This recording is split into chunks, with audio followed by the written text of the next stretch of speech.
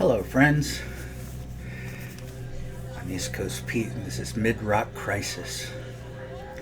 Today we're going to talk about the Groundhogs. Now, this is a band that I knew nothing about. It's a band I had no knowledge of whatsoever, but part of the reason for my show is for me to find bands that might fit in on my format, and the Groundhogs is one of these. They're definitely a blues-based band. They're a British band, first formed in '63. The '60s saw tours and '70s saw prominence, and they still perform occasionally today. Tony McPhee on guitar and vocals has been the only constant member.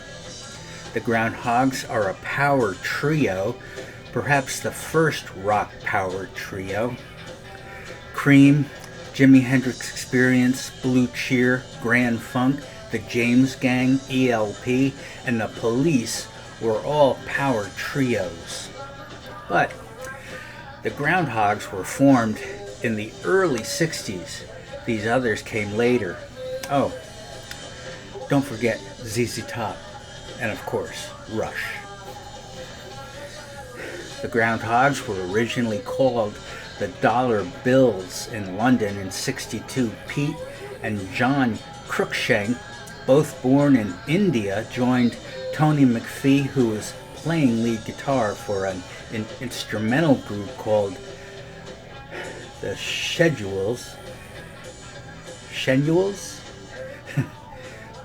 It's Swahili. McPhee steered the brothers into the blues, naming their trio after a John Lee Hooker song, Groundhog Blues. They even backed Hooker on his UK tour in '64. Their first single was Shake It, backed with Rock Me.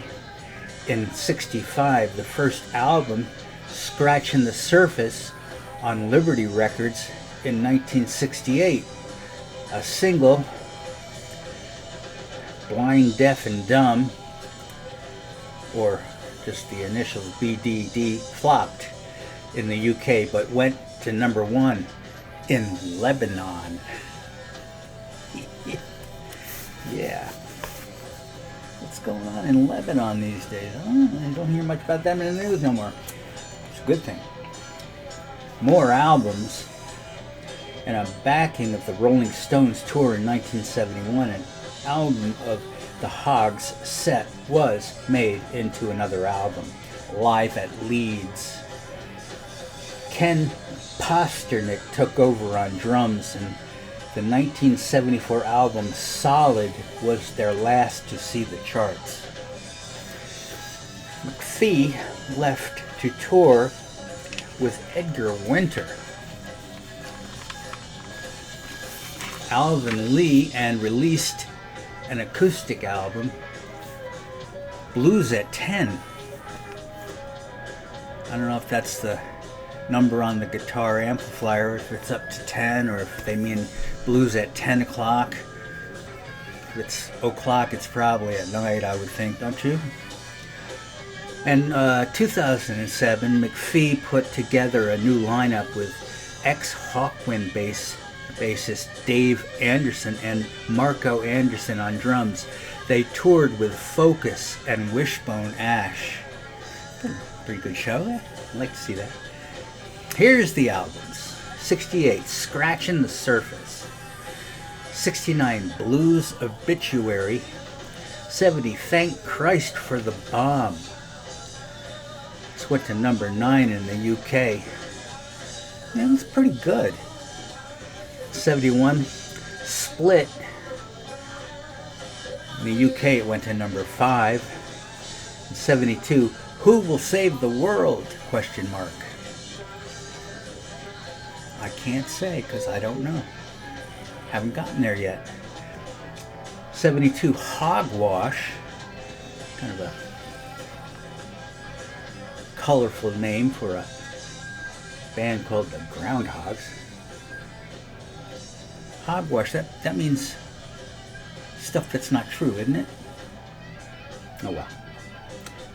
I hope the groundhogs are true, because I'd be looking kind of foolish right now if they were just hogwash.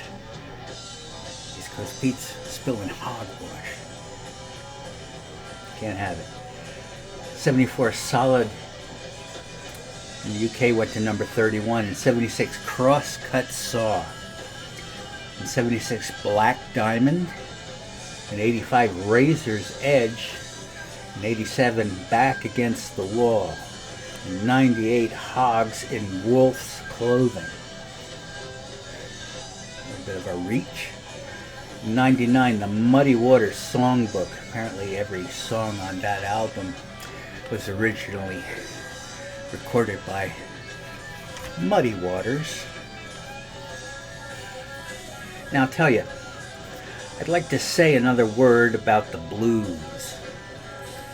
In the 90s, it seemed every band around where I lived did Stevie Ray Vaughan covers at bars all over the place. And if you wanted to play out and you were in a band, that's what you did.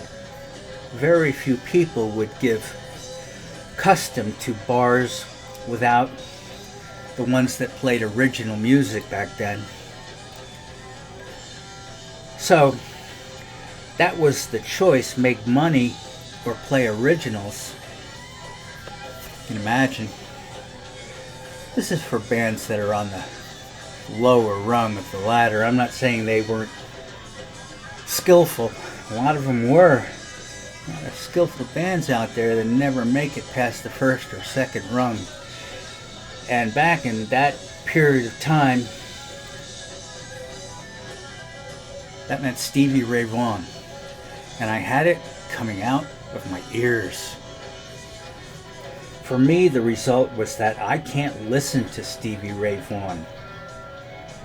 I even have trouble listening to ZZ Top and Eric Clapton when he's doing Robert Johnson.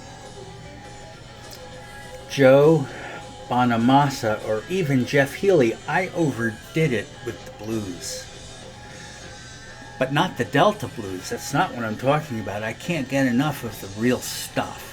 I'm talking about the teabag blues, like you might hear on an early Fleetwood Mac album. Of course I love Chicago blues and John Lee Hooker, who's from Detroit. And Bob Dylan can do no wrong, blues or no. The 145 has escaped me. And I can thank my friend Conan for that, because way back in the 90s, when we were jamming at his house with a whole bunch of musicians, I started playing some blues songs, and Conan was, Pete, that's not your culture. You got to find your own people. Thanks, Conan. Where are you anyway? I haven't seen you in a long time. You're out there, bet you're a big success. Surprised you're not in the White House. Bye-bye. Be well.